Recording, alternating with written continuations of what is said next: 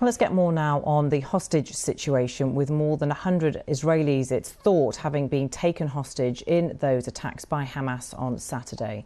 Let's talk now to a leading expert on hostage taking, Rachel Briggs, the CEO of the Clarity Factory security think tank and consultancy. She's also an associate fellow of the International Security Programme at the Chatham House think tank. Welcome to you. Thanks very much for being with us. Well, Israel, we understand, has now set up what it's calling a hostage situation room. Do they know at this point exactly how many people have been taken hostage, who they are? Yeah, so we think that there are around 150-ish, approximately, hostages. I think Israel is saying that they are doing a pretty good job, actually, of figuring out who has been taken and who is otherwise unaccounted for. And it's great that they are now convening a sort of a situation room behind the scenes.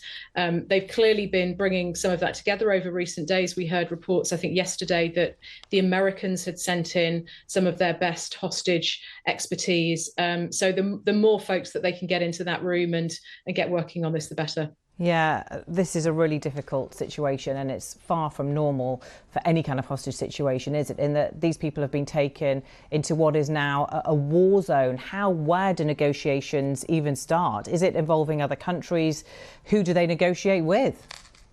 Yeah, I mean, I've worked in and around hostage cases for about 25 years, and mass hostage cases they're very rare, but they're not completely unprecedented. But as you said, this is a quite extraordinary situation.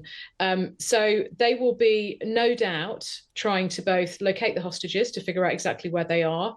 And then also, in terms of negotiations, they'll be wanting to figure out who can get them the ear of the right people, who have got influence with Hamas and those around them.